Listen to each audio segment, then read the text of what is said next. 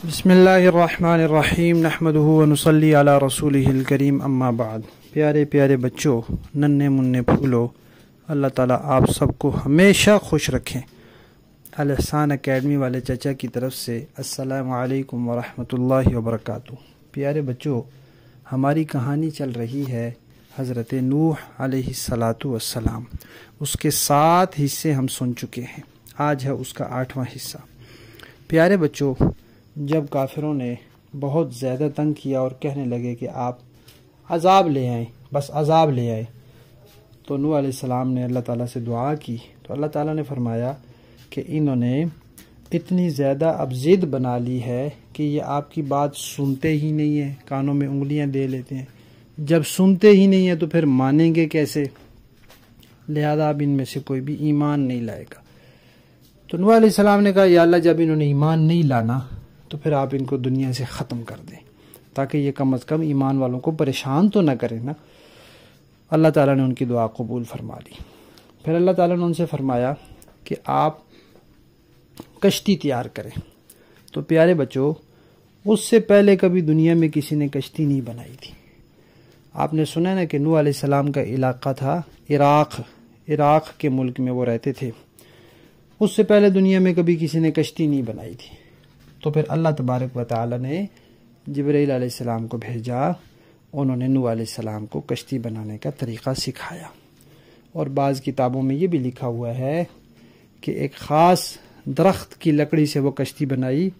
پہلے نوح علیہ السلام نے اس کے بیج بوئے، پھر انتظار کیا، پھر وہ درخت بڑے ہوئے، پھر ان درختوں کو کاٹا، کیونکہ کام کرنے والے تو اکیلے تھے، تو زیادہ تر کام اکیلے ہی کرتے تھے، تو اس لیے پھر اس میں کافی وقت لگ گیا۔ بعض کتابوں میں لکھا ہوا ہے 2 سال لگے ان کو وہ کشتی بنانے میں۔ اور لکڑیاں کاٹتے، پھر ان سے تختے کاٹتے، پھر اس کو جوڑتے۔ وہ اتنی بڑی کشتی تھی، پہلی کشتی، دنیا کی پہلی کشتی تھی وہ، اور اتنی بڑی کشتی تھی، کہتے ہیں کہ 300 گز لمبی تھی وہ، 300 گز، اور 50 گز چوڑی، اور 30 گز اونچی۔ اس میں 3 منزلیں بنی ہوئی تھیں، کیونکہ اس میں انسانوں کو بھی سوار کرنا تھا، کچھ جانوروں کو بھی سوار کرنا تھا، تو اس لیے اللہ تعالیٰ نے بڑی کشتی بنوائی۔ تو اس طرح کر کے وہ 2 سال میں یا کئی سال میں وہ کشتی تیار ہوئی۔ پھر اس کی جو نیچے والی منزلیں تھیں، اس میں دائیں بائیں روشن دان تھے، کھڑکیاں تھیں تاکہ ہوا آئے، باہر سے روشنی آئے۔ اس کے بعد دنیا میں اب جتنی بھی کشتیاں ہیں، سب کا اصل نمونہ وہی تھا، اسی کو دیکھ دیکھ کے پھر آگے کشتیاں بنتی رہیں۔ اچھا، نوح علیہ السلام نے کشتی بنائی۔ اب جب وہ کشتی کچھ بن گئی تو وہ کافر گزرتے تھے پاس سے، وہ کہتے تھے یہ کیا کر رہے ہیں؟ دیکھتے تھے ہر وقت لگے ہوئے ہیں، لکڑیاں کاٹ رہے ہیں، ہتھوڑی پکڑی ہوگی انہوں نے، کیل ہوں گے ان کے پاس، تو ان کو جوڑ رہے ہوں گے، لکڑی کی وہ کشتی تھی۔ تو کشتی کے بجائے اس کو بحری جہاز کہنا چاہیے، وہ ایک بحری جہاز تھا اتنا بڑا۔ تو کافروں نے کہا یہ کیا کر رہے ہیں؟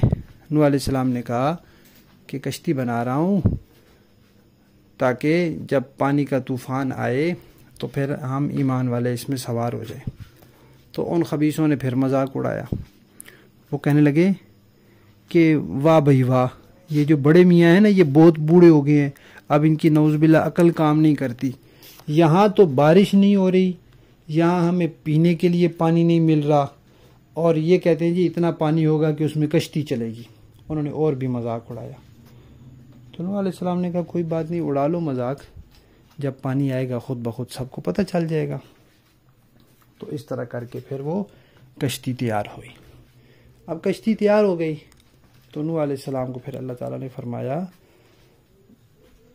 کہ آپ نے ایک تندور تھا، تندور، اللہ تعالیٰ نے فرمایا کہ آپ نے اس تندور کا دھیان رکھنا ہے۔